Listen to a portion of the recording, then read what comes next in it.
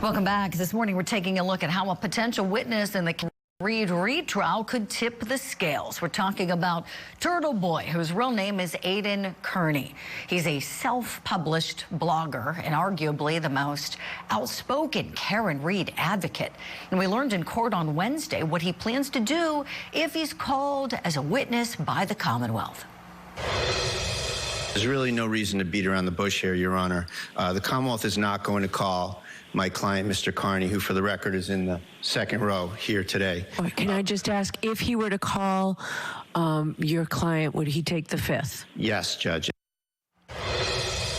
Mr. Brennan, do you agree that Mr. Kearney has a Fifth Amendment right? I think he has a Fifth Amendment privilege. I don't know that he has a Fifth Amendment privilege to all questions we would ask, but the content that we would go into, I think he clearly would have a Fifth Amendment privilege. All right, so you're not asking for a Lumen Martin hearing? I'm not. I think I necessarily would have to delve into issues regarding his open indictments against a number of different victims. Okay. And I think there's other information that I can't discuss for other reasons because of court orders. Okay. All right, thank you. Judge, I would suggest that the court could take judicial notice of the 16 indictments against him. So the Commonwealth concedes, and I believe there's a valid Fifth Amendment right. It's important to note that Turtleboy is the only witness in the case to take the fifth. None of the innocent witnesses that he is alleged to have intimidated have taken it. Every single one of them has testified, and they will all do so again. So what does that tell you about Turtleboy? Let's talk about it. I want to bring back in attorney Wendy Murphy and attorney John Phillips. Wendy, starting with you, the turtle's going to hide inside of his shell at the trial. Your thoughts? That was a good one.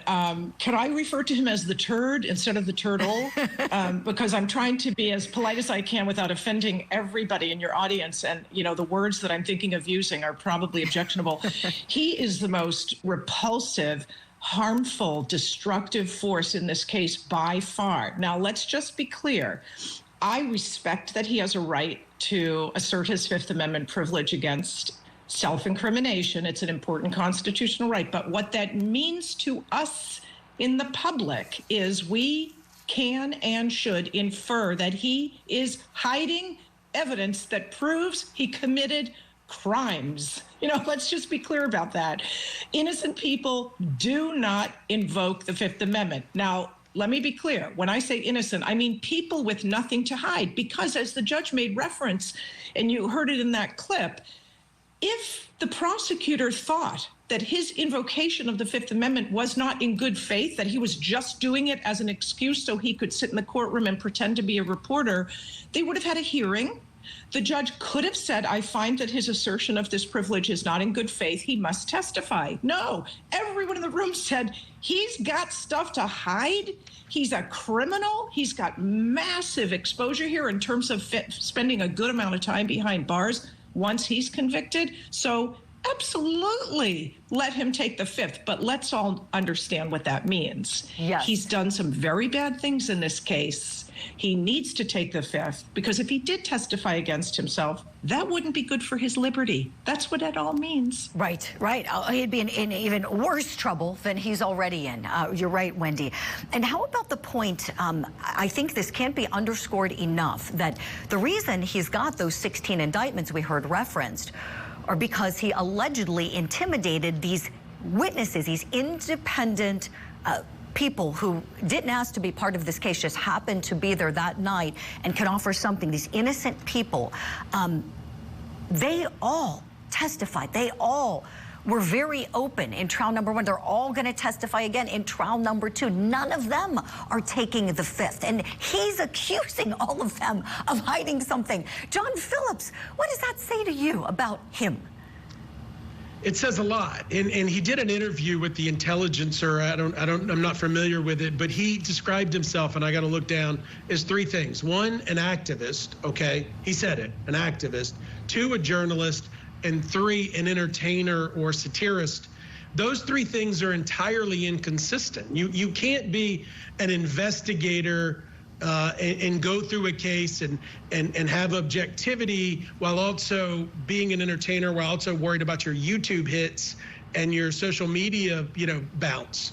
And that's the problem here, is he's trying to wear all of these hats, and one's interfering with the other. And certainly he has a Fifth Amendment right, and with an open indictment, the prosecutors certainly don't want to go into that and reveal some information that shouldn't be revealed yet.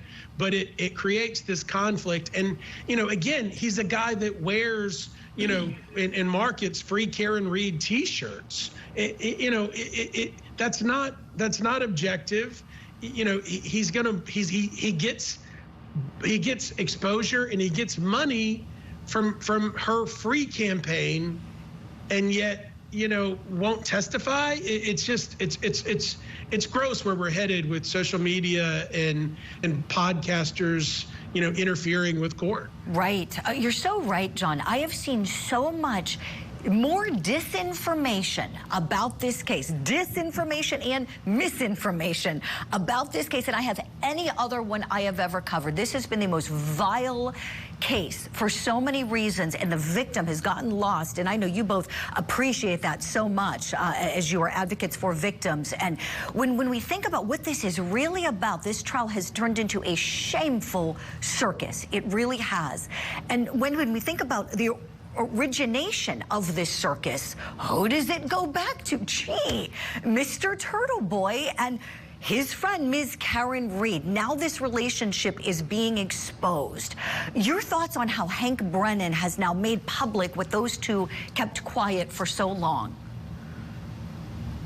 Yeah, really important in this case. And by the way, I know we've been saying the only person who took the fifth turd man, but Karen took the fifth too. Let's be honest about it, right? So the two criminals took the fifth. Who's surprised? Nobody. But one of the important things in this case that we really didn't see last time, we all thought about it, but we didn't hear it from the prosecutor per se in a way that sounded like it was going to make a big difference.